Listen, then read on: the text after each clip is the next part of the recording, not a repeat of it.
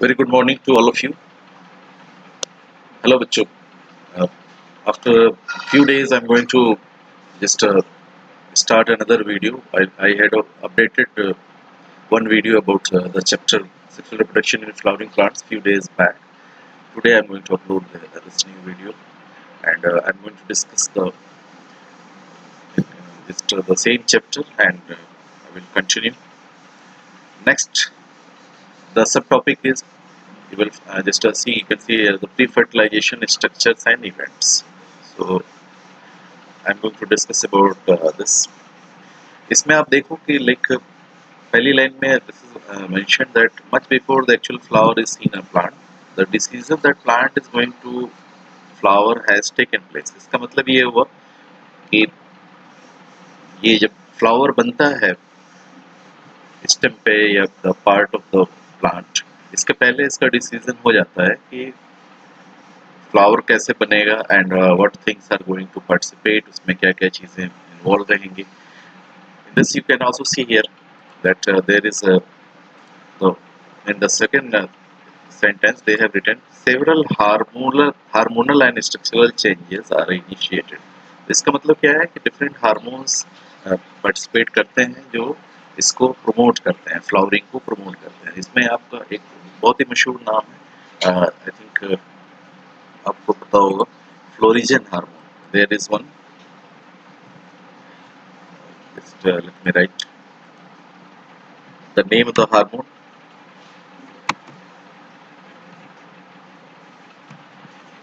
Florigen. तो इस hormone को दूसरा जो नाम दिया गया है वो कहलाता है flowering hormone. This is also called as flowering hormone.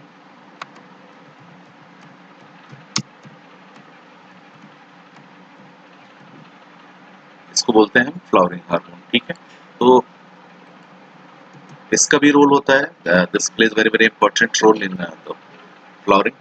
इसके बाद से there is one more tough word I would like to explain, that is word is differentiation. तो ये इसका मतलब आपको पता है डिफरेंशिएशन. जैसे आपको पता होगा कि जब सेक्सुअल रिप्रोडक्शन में मेल एंड फीमेल गैमेट जब फ्यूज करते हैं तो पहला जो स्ट्रक्चर बनता है फर्टिलाइजेशन के बाद वो कहलाता है zygote. Zygote is one cell two nuclear stage. उसके बाद से this is going to develop into the embryo. फिर एम्ब्रियो में वो कन्वर्ट होगा. एम्ब्रियो फिर डिवाइड करेगी द टू सेल 2 4 8 16 like 32 64 128. तो ये this process in which the embryo is going to be divided again and again. This process is called as differentiation. And basically होता किस लिए है कि different parts of the body में भी plant और animals में develop हों. एम्ब्रियोलॉजी में आप इसके बारे में डिटेल में पढ़ते हैं. ठीक है, तो यहाँ पे देखिए कि ये उनका फ्लावर बनने के लिए किसका किसका रोल है. हार्मोन्स का रोल है. फिर इसमें इसका फ्लावर बनने का जो प्रोसेस है वो शुरू होता है, इनिशिएट होता है. फिर अल्टीमेटली डिफरेंशिएशन के बाद you will find out the development of the floral primordium is written. Floral primordium क्या है? प्रिमोर्डियम वो स्ट्रक्चर होता है जो फ्यूचर वुड बी ऑर्गन है, मतलब जो वही पार्ट फ्लावर में डेवलप होगा. तो इसका मतलब ये हुआ कि फ्लोरल प्रिमोर्डियम वो स्ट्रक्चर है जो फ्यूचर में फ्लावर के फॉर्म में चेंज हो जाएगा, तब्दील हो जाएगा. ठीक है. Next you see the inflorescences are found which bear the floral buds and then the flowers. तो आपको पता है इन्फ्लोरेसेंस जो बनते हैं उसमें फ्लोरल बड्स होंगे और फ्लावर भी रहता है उसी पे. प्रीवियस लेक्चर में मैंने आपको ये I had already explain about the inflorescence. ठीक है, और मार्फोलॉजी में भी आप इसके बारे में डिटेल में पढ़ेंगे. नेक्स्ट देखिए बेटा, in the flower the male and female reproductive structures. तो इसको मैं with the help of this above diagram I would like to explain. Previous lecture में मैंने आपको बताया था कि male reproductive structure are the organ is androecium. Androecium का जो यूनिट होता है that is called stamen. Stamen का यहाँ पे आप देखिए डायग्राम में जो 10 स्टमन के दो पार्ट होंगे. एक कहलाएगा anther. This portion is called as the anther.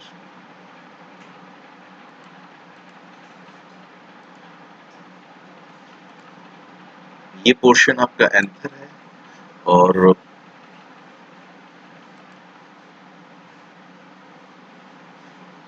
just choose the color.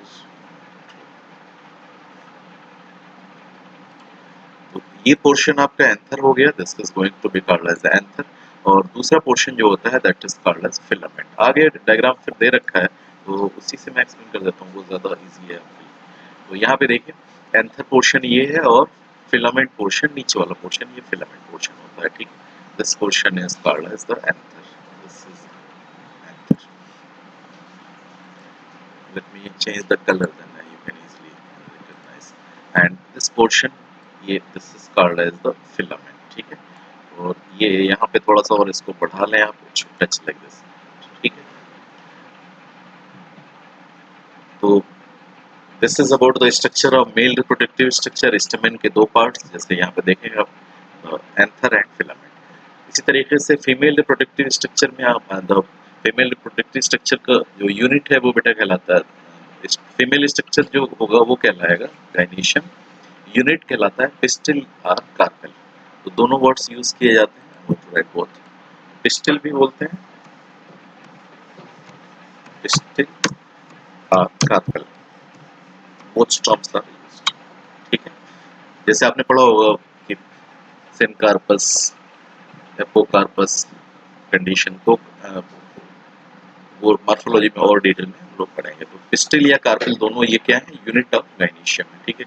तो यहाँ पे देखिए कैसे रिकॉग्नाइज करेंगे आप, यहाँ पे देखिए दिस स्ट्रक्चर, स्टिग्मा जो है पहला स्ट्रक्चर है इसमें।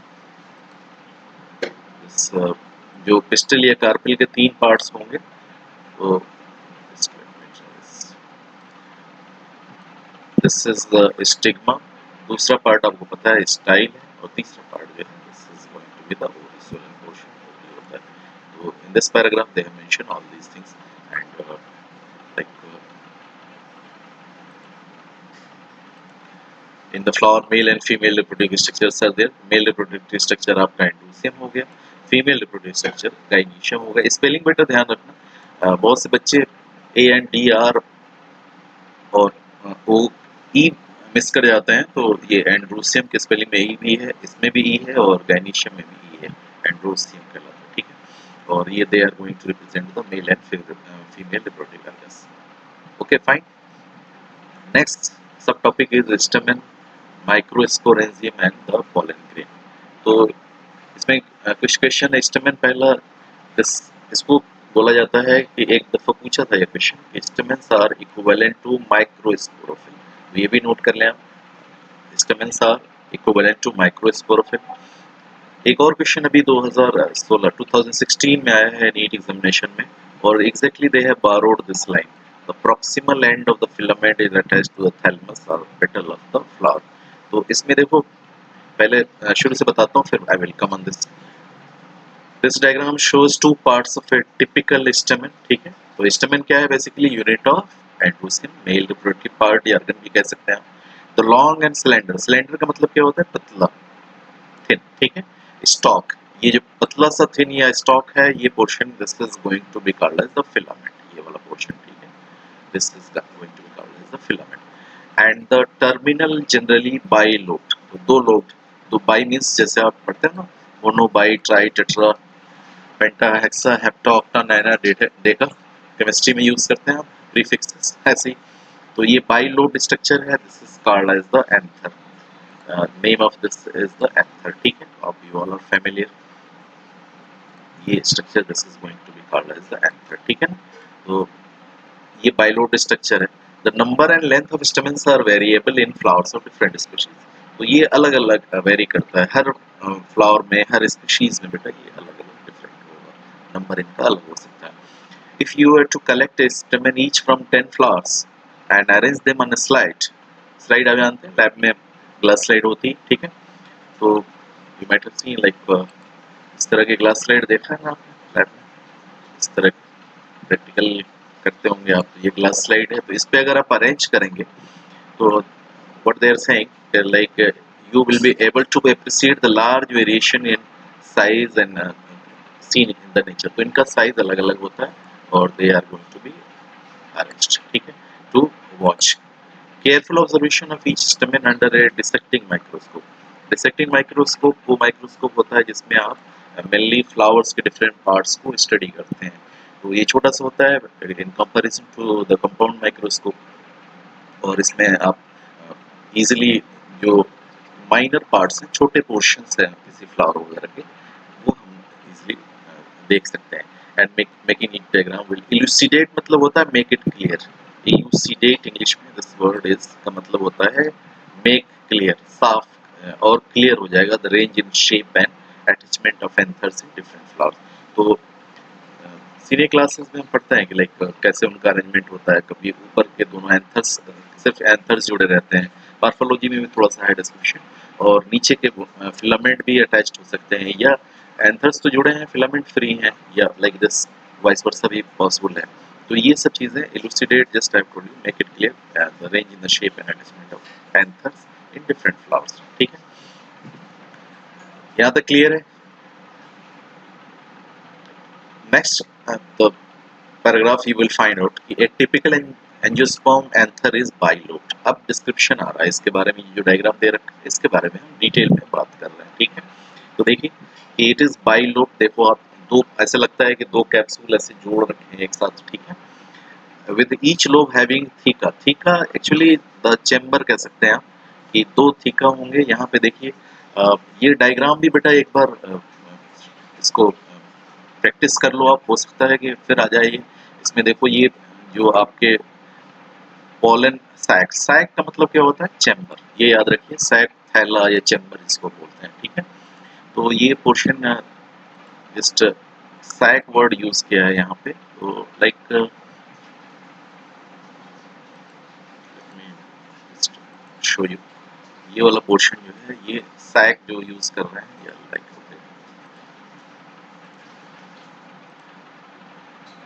पोलन सैक, सैक का मतलब है चैम्बर या लाइक द थैला, इसमें कुछ चीजें आप रख लें। ठीक है, उसके बाद ये पोलन ग्रेन्स हैं, ये structures these are pollen grains, और ये लाइन ऑफ डाइसेंस जहाँ पे डाइसेंस होता है या बर्स्टिंग होगी जिससे पोलन ग्रेन्स बाहर निकलेंगे। ठीक है, डाइसेंस का मतलब you all are very much familiar with this common term.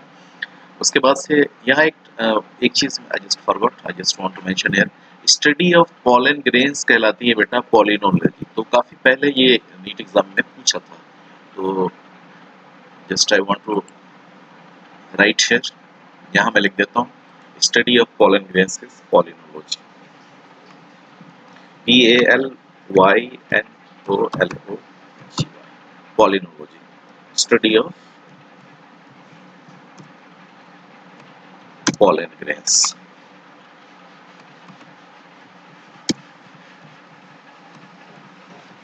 This is called as palynology. इसमें एक चीज आपको गौर करना है, PA है यहाँ पे, दिस इज A। ठीक है, ए याद करना, ये कभी कभी पॉलन में PO है तो आप लिख जाते हैं ओ, ये गलत हो जाएगा, PA है पॉलिनोलॉजी। ठीक है, तो study of pollen grains is known as palynology. ठीक, अच्छा मैं सोच रहा हूँ कि जो चैप्टर फिनिश होने के बाद जो एडिशनल पॉइंट्स हैं, क्योंकि as you know since 2018 exam जो या 19 के बाद जनरली जो पेपर एंड नीट का आ रहा है उसमें ज्यादातर क्वेश्चन एनसीईआरटी बेस्ड ही आ रहा है। ठीक है, लास्ट ईयर 7 क्वेश्चन थोड़ा सा आप कह सकते हो डायरेक्ट नहीं थे, अलग से थे थोड़ा, तो except 7 questions, most of the questions are coming from the NCERT textbook. So this is very important, and book, as you know, you should know the, that's why I had started this series line by line explanation of NCERT। तो ये ज़रूरी है आपको एक एक word जाने, आप उसका डेप्थ में मीनिंग जाने क्या इसका मतलब है, तभी आप क्वेश्चंस हैंडल कर सकते हैं।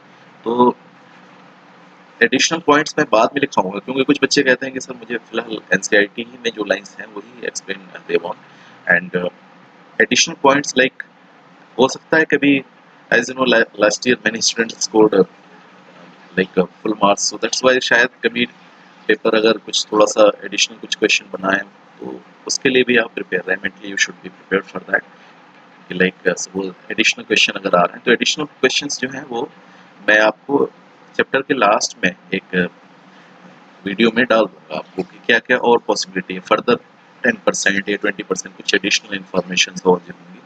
तो because right now I am just going to focus on the line by line of NCERT. ठीक है, तो अदरवाइज कुछ अगर additionally you want then you just comment में आप you just share with me and I will try to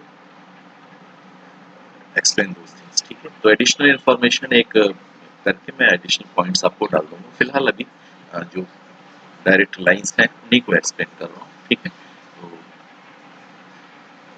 इसमें एक चीज और है, ये लाइन मैं जस्ट आपको बता रहा था कि the proximal end of the filament is attached to the thalamus और पेटल ऑफ द फ्लावर। देखिए ये वाला पोर्शन जो होगा ये this is going to attach with the petal और थैलमस। थैलमस आपको याद है ये पोर्शन जो जिसपे फ्लावर लोकेटेड होता है, सिचुएटेड होता है। ठीक है ना, तो पेडिसल फिर थैलमस, तो ये प्रॉक्सिमल एंड ये होगा और डिस्टल एंड कहाँ से, प्रॉक्सिमल एंड ऑफ फिलामेंट। तो प्रॉक्सिमल यहाँ से फिलामेंट निकल रहा है। ठीक है यार, बात ही समझ रहे हैं आप। प्रॉक्सिमल जैसे आपने उसमें एक्सक्रीटरी सिस्टम में आपने पढ़ा है PCT DCT, proximal convoluted tubule and distal convoluted tubule. तो ग्लोमेरुलस से जो करीब होता है प्रॉक्सिमल पीसीटी कहलाता है, जो दूर होता है फार होता है वो डिस्टल कहलाता है। तो ये question directly asked, this was asked in the NEET examination 2016 कि प्रॉक्सिमल एंड ऑफ फिलामेंट किससे अटैच्ड होता है, तो this is attached to the thalamus और पेटल। तो ये क्वेश्चन 2016 का है। तो लाइक यहाँ पे आप नोट कर लें, दिस इज क्वेश्चन ऑफ, थोड़ा सा कर्सर से लिखने में परेशानी होती है, तो I hope you can understand. ये 2016 का क्वेश्चन कि प्रॉक्सिमल, तो प्रॉक्सिमल वर्ड जो है ये आप समझ लें, प्रॉक्सिमल मतलब होता है क्लोज और डिस्टल का मतलब होता है दूर। ठीक, यहाँ तक क्लियर है। अब I was talking about typical structure. तो इसमें देखिए often A longitudinal Grove runs lengthwise separating the theca. ये आप देख रहे हैं ऊपर से नीचे तक रन कर रहा है और ये बर्स्टिंग या रेजिस्टेंस में हेल्प करेगा। Let us understand the various types of tissues and their organisation in transverse section. अब हम बात कर रहे हैं इसके डिफरेंट टाइप्स ऑफ टिश्यूज के बारे में और ट्रांसवर्स सेक्शन। ट्रांसवर्स सेक्शन क्या होता है, जैसे कोई चीज लाइक लेट मी, ये स्टेम,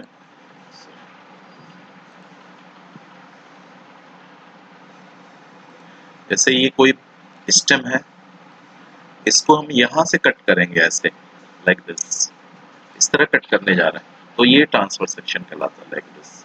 अगर हम ऐसे कट करेंगे ट्रांसफर सेक्शन, ऊपर से नीचे की तरफ करेंगे लॉन्गिट्यूडनल सेक्शन, तो this is going to be the transfer section. ठीक है, अंडरस्टूड।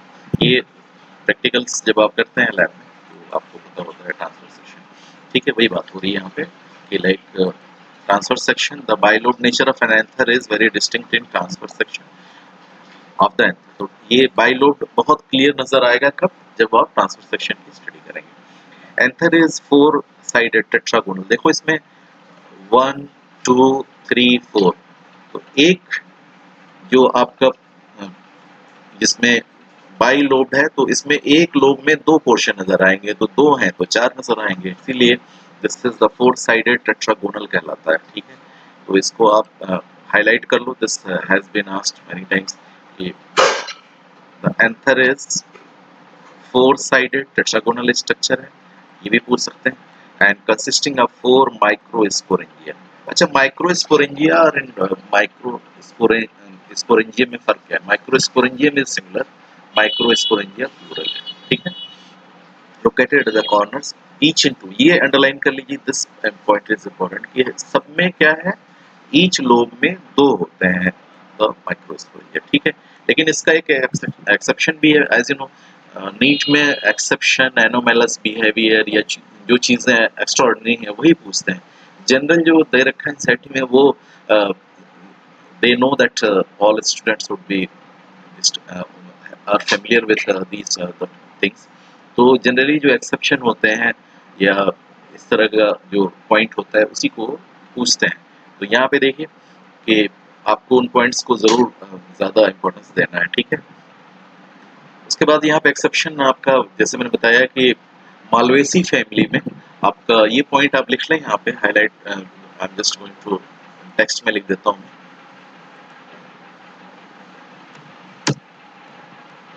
ये इंपॉर्टेंट पॉइंट है, ये एक्सेप्शन है, तो जाहिर है एक्सेप्शन जो होगा उसको इन मालवेसी फैमिली, मालवेसी में आप जानते हैं जैसे कॉटन वगैरह आता है, कॉटन, ओकरा, हिबिस्कस। ठीक है ना, ओकरा भिंडी को बोलते हैं, बॉटनिकल नेम होता है बोलोमास्कस सस्कुलेंटस। कॉटन का बॉटनिकल नेम होता है क्या, गॉसिपियम हिर्सुटम। ठीक है ना, हिबिस्कस का आपको पता है, हिबिस्कस रोजा हिबिस्कस साइनेंसिस और चाइनेसिस, ठीक है। इन मालवेसी फैमिली, ये नोट कर लें आप। एंथर्स आर मोनोथिकस, ये बड़ा इंपॉर्टेंट पॉइंट है, इस पे question. Anthers are monothecous, monothecous मतलब एक ही चैम्बर इसमें होगा। जनरली आपने देखा डाइथिकस यहाँ पे लिखा हुआ है, just you can see here, ये मोस्टली डाइथिकस होते हैं, लेकिन यहाँ पे मोनोथिकस हो गए, तो ये एक्सेप्शन है, ठीक है। They are monothecous. और जब मोनोथिकस, इसका दूसरा वर्ड हो सकता है सिंगल एंथर लोब, या ब्रैकेट में लिख देता हूँ मैं, आप ये भी नोट कर लो, कभी थोड़ा सा सेंटेंस चेंज करेगा, as you know sometimes they twist the language. Single anther lobe,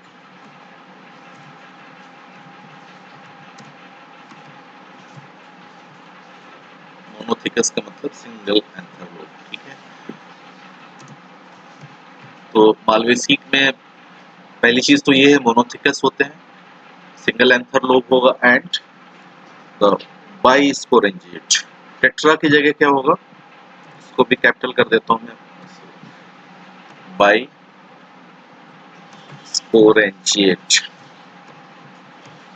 बाइस्पोरेंजिएट should be the cap, and bisporangiate. इसका मतलब क्या होगा, बाइस्पोरेंजिएट का मतलब two microsporangia,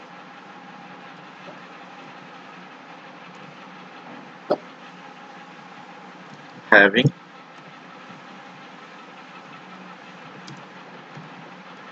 two micro,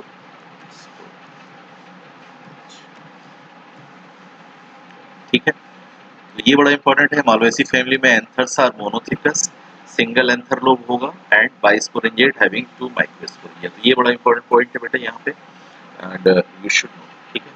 next paragraph देखिए आप।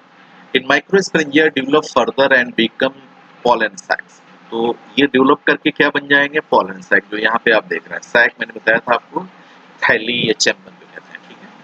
तो ये they are going to develop in the, they extend longitudinally and through the length of an anther and are packed with the pollen grains। तो packed जैसे यहाँ पे देखो, ये डायग्राम शो कर रखा है, पूरे किसके भरे हुए हैं, these all are you will find out, ये इसमें pollen grains फैले हुए हैं, ठीक है। इस पे I mean they are formed here, ठीक है। ये भी pollen grains, ये भी pollen grains, and study of pollen grains मैंने आपको बताया था, study of pollen grains is known as what, pollinology, ठीक है, लिखा था मैंने, ठीक है। उसके बाद देखिए स्ट्रक्चर ऑफ माइक्रोस्पोरेंजियम। अब देखिए माइक्रोस्पोरेंजियम जो है उसका डायग्राम बेटा, I am going to explain, structure of microsporangium. अब डायग्राम दूसरे पेज पे है, ये आप देख लीजिए, यू विल फाइंड आउट। पहले मैं दिखा देता हूँ, आपको पता चले। Transfer section of younger anther, enlarged view of one microsporangium. तो देखो एक के लिए माइक्रोस्पोरेंजियम, सिंगुलर के लिए एक वर्ड माइक्रोस्पोरेंजियम होगा। तीसरा वाला जो है मैच्योर डेहिस्ट एंथर, मतलब इसमें बर्स्टिंग हो चुकी है, पॉलन ग्रेन्स निकल रहे हैं, they are going to be remove, ठीक है। तो अब इसका डिटेल एक थोड़ा सा आप देख लीजिए बाहर की तरफ, as you will find out, like ये सबसे बाहर की तरफ एपिडर्मिस होता है, फिर एंडोथीसियम होगा, मिडिल लेयर्स होंगी 2-3 लेयर्स की, फिर you will find out the tapetum, microspore mother cells होती हैं इसमें। तो वन बाय पहले डिस्क्रिप्शन यहाँ से हम देख लेते हैं। In a transfer section a typical microsporangium appears near circular in outline. तो यहाँ पे वर्ड क्या इंपॉर्टेंट है, सर्कुलर इन आउटलाइन। तो देख सकते हैं आप, दिस इज सर्कुलर, ठीक है। ये इस तरह का नजर आता है आपको, ठीक है। इसके बाद it is generally surrounded by 4 walls. ये इंपॉर्टेंट है बेटा, ये कई दफा पूछा है। 4 वॉल्स लेयर है ये, इसको I am going to highlight by another colour, you can easily distinguish. The epidermis सबसे बाहर की तरफ क्या है, एपिडर्मिस। उसके बाद से द एंडोथीसियम है, you can find out here, epidermis, endothecium, then followed by middle layers. Middle layers है मतलब ये कई लेयर्स है, ठीक है, 2-3 हो सकती हैं। एपिडर्मिस हमेशा सिंगल लेयर्ड है, एंडोथीसियम ये भी सिंगल लेयर्ड है, ठीक है, बट ये फाइब्रस होता है। थोड़ा सा भी डिटेल में लिखवा देता हूँ आपको इसके बारे में, ठीक है। और टैपिटम एज यू नो, ये नरिशमेंट का काम करता होता है, ठीक है। अंदर सबसे जो इनर मोस्ट पोर्शन है that is the tapetum, here you will find out tapetum is there. अब देखिए जो काम है इनका, जो अपर 3 लेयर्स है, I mean the let me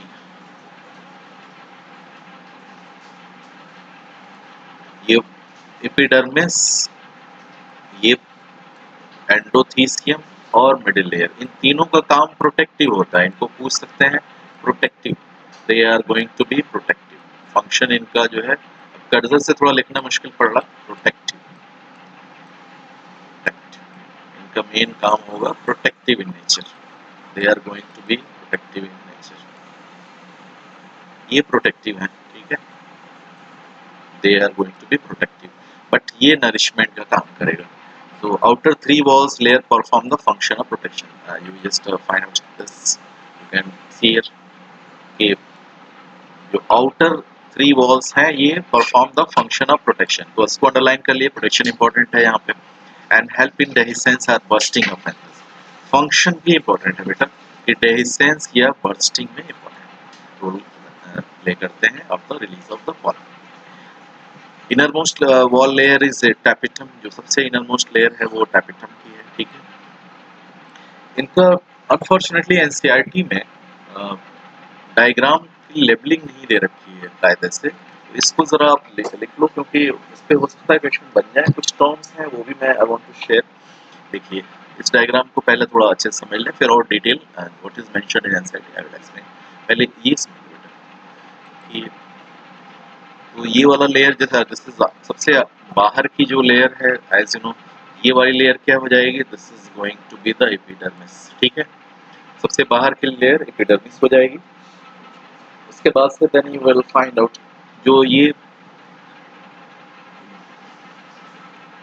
वाली लेयर जो आपको ये लग रहा है कि लाइन लाइन सी दिख रही है, इसको this is going to be the endothecium. ये वाली लेयर जो ऐसे लाइन लाइन लाइन ऐसे बना हुआ ना, इस तरह लाइक लाइक दिस, ये second layer that is the, इसमें इस तरह का स्ट्रक्चर नजर आ रहा है। एंडोथीसियम क्या लिख लीजिए, फाइब्रस लेयर। यहाँ पे चाहें तो आप लिख सकते हैं, I am going to make arrow and write in the text. यहाँ बेटा लिख लो आप, ये एंडोथीसियम फाइब्रस होता है।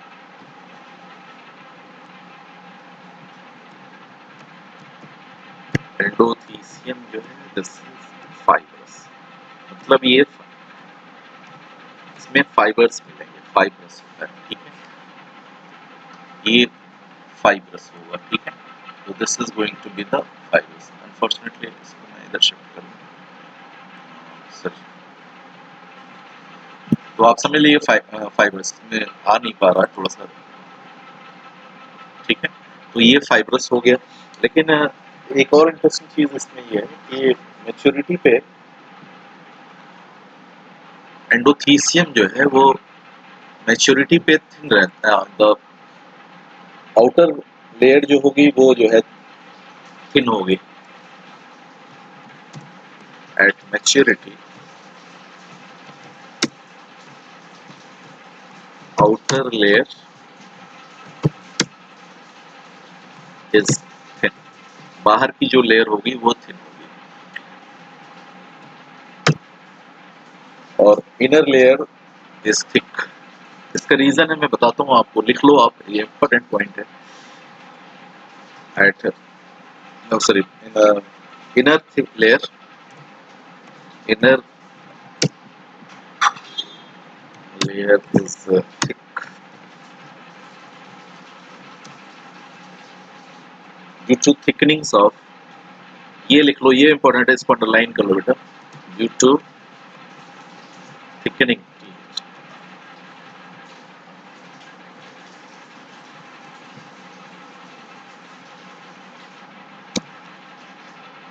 to the thickening of, अब इसमें you write alpha cellulose fibres, sign यहाँ पे नहीं मिल रहा मुझे तो मैं लिख देता हूँ alpha cellulose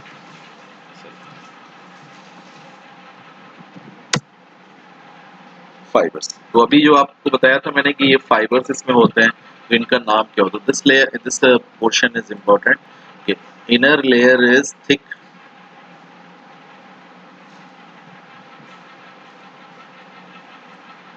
inner layer is thick due to the thickening of the text का कलर ही चेंज कर देता हूँ यहाँ पे, रेड कर दे रहा हूँ ये। तो inner layer is thick due to the thickening of alpha cellulose fibres. तो ये आपने जो लिखा था ना, एंडोथीसियम में फाइबर्स होते हैं, ठीक है, ये क्लियर है, ये इंपॉर्टेंट पॉइंट है। उसके बाद से जो ये वाला पोर्शन है जहाँ पे आपको लगता है कि ये इरेगुलरिटी ब्रेक कर गया है, ये द एंडोथीसियम, ये पोर्शन स्टोमियम कहलाता है। Stomium, this portion is called as stomium. तो थोड़ा हो सकता है कि पूछ लें कभी कुछ एक्स्ट्रा, तो उसके लिए भी प्रिपेयर रहें। ऐसा नहीं हो कि बस आप एनसीईआरटी से क्वेश्चन आ रहे हैं पोस्ट कोविड एरा में कह सकते हैं आप, लेकिन थोड़ा सा उसके लिए भी प्रिपेयर रहें कि अगर थोड़ा क्वेश्चन और टफ डाल दे तो you must be mentally prepare for that. Stomium कहलाता है, ठीक है, या आप कहें तो टेक्स्ट में भी लिख देता हूँ मैं स्टोमियम, क्योंकि जो आप लिखें वो गलत ना लिखें आप, ठीक है, पूछ लें अगर स्टोमियम, सॉरी स्टोमियम, स्टोमियम, ठीक है। तो स्टोमियम, ये पोर्शन स्टोमियम होता है जहाँ से डिस्पर्सल या बर्स्टिंग होती है, ठीक है। उसके बाद से स्टोमियम लिख लो आप, वेयर डिस्प्लेसमेंट टेक्स प्लेस, और then you will find out next layer I am going to discuss the middle layer. अब देखो ये दो लेयर्स तो हो गई, आपका एपिडर्मिस मैंने शो कर दिया, ये है। अनफॉर्चुनेटली एनसीईआरटी में लेबलिंग नहीं दे रखी है, आप कर लेना अपने टेक्स्ट बुक में। दूसरा एंडोथीसियम हो गया, ये फाइब्रस होता है, फाइबर्स आउटर लेयर मैच्योरिटी पे थिन होंगे, इनर लेयर जो है ये थिक है due to alpha cellulose fibres. Alpha को आप ऐसे चाहो तो लिख सकते हैं आप, जैसे जनरली आप लिखते हैं अल्फा लाइक दिस अल्फा, ठीक है। उसके बाद से देखिए थर्ड लेयर जो क्या बताया था हमने, मिडिल लेयर्स। तो इसमें देखिए मिडिल लेयर, ये इसको बोलते हैं कि this layer is 1 to 3 sailed thick. तो मिडिल लेयर आप कहीं लिख लें, ये जो होगी पहला फीचर तो इसका बेटा ये होगा कि कितनी लेयर्ड है, 1 to 3 लेयर्ड।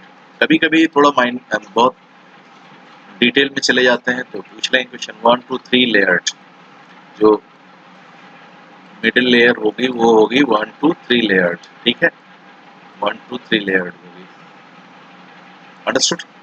और इसमें एक टर्म यूज करते हैं इफीमेरल, शॉर्ट लीव। देखो यहाँ पे लिख लो कि मिडिल लेयर्स आर इफीमेरल, यहाँ पे मैं टेक्स्ट में डाल देता हूँ ये वर्ड इफीमेरल। इफीमेरल ये वर्ड हो सकता है पूछ लें, क्योंकि ये थोड़ा सा एनसीईआरटी में नहीं है ये ephemeral. Ephemeral means short lived. What does it mean? Short lived, कुछ टाइम के लिए शॉर्ट लिव्ड। तो ये जो मिडिल लेयर है वो शॉर्ट लिव्ड है। दिस इफीमेरल वन, पहला फीचर क्या है, 1 to 3 लेयर्ड होगी, और इफीमेरल मीन्स शॉर्ट लिव्ड होगा, थोड़े से ड्यूरेशन के लिए होती है, ठीक है। इसके अलावा एंडोथीसियम में थोड़ा सा एक और इंटरेस्टिंग पॉइंट लिख लो। एंडोथीसियम जो आपने यहाँ पे फाइब्रस लिख रखा है, यहाँ पे एक और चीज लिख लो एंडोथीसियम के बारे में कि they are going to show the endothecium becomes hygroscopic.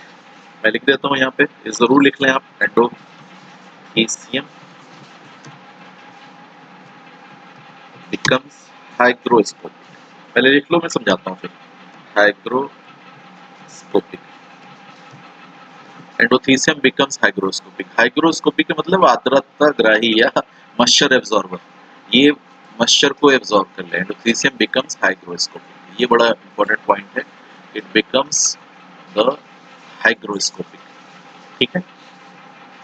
तो it's very important.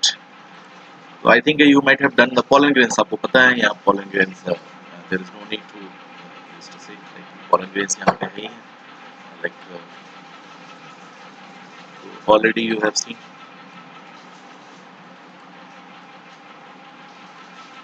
Highlight, okay।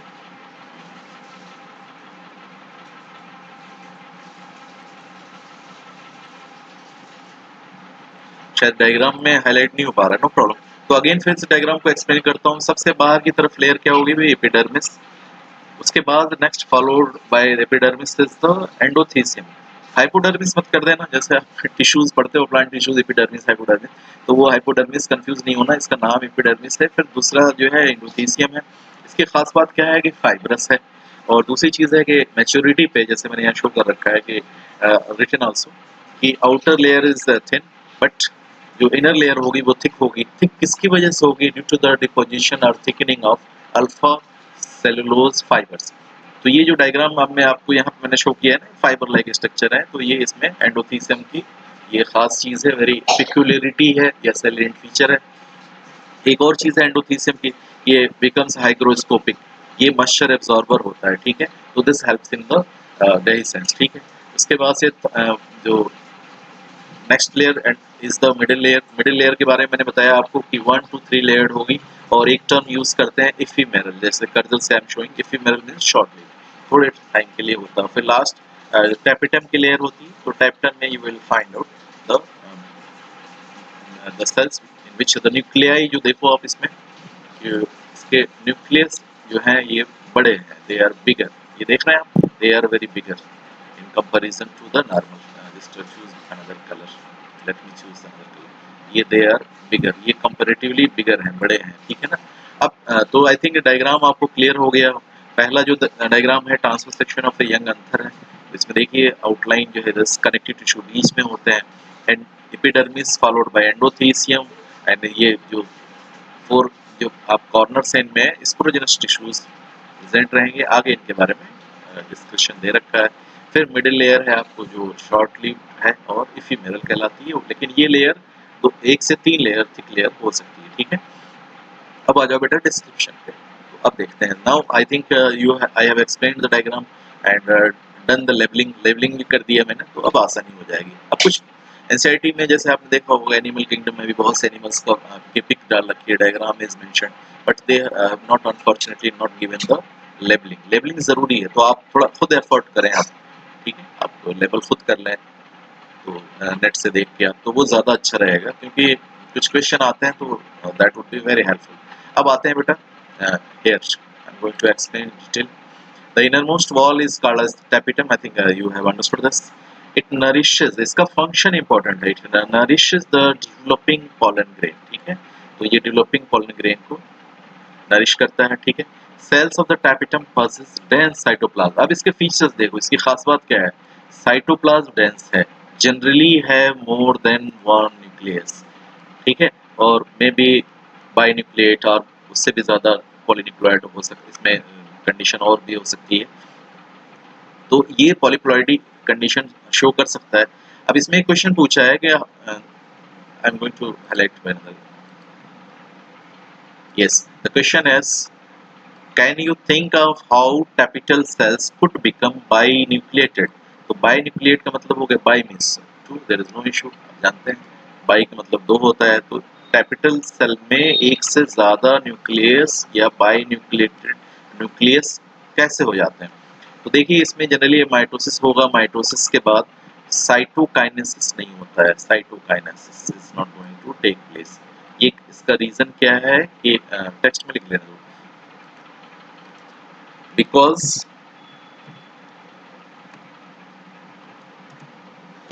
No cytokinesis. अभी बताता हूँ मैं ये है क्या, किस बला का नाम है, नो साइटोकाइनेसिस टेक्स प्लेस, ठीक है। तो डिवीजन ऑफ साइटोप्लाज्म में साइटोकाइनेसिस, कैरियोकाइनेसिस क्या होता है बेटा? Division of nucleus, am I right? Cell division में आपने पढ़ा होगा 11th में, ठीक है, क्लियर है। तो because no cytokinesis takes place, यहाँ पे आप रीजन लिख लें, क्योंकि यहाँ से क्वेश्चन आ जाएगा इसको, just because no cytokinesis takes place, ठीक है, ये एरो यहाँ बना के आप no cytokinesis takes place, sorry ये थोड़ा सा इसको रब कर देता हूँ, ठीक है। यहाँ डायरेक्ट यहाँ से एरो बना देता हूँ, तो you can understand what is the reason. तो जो क्वेश्चन है इसका रीजन यही है सिंपली कि साइटोकाइनेसिस नहीं होगा। Today I am going to finish till here, I think थोड़ा सा बिगर हो गया ये वीडियो, ठीक है ना। Tomorrow I will discuss about microsporogenesis, okay. So thank you very much, thanks a million.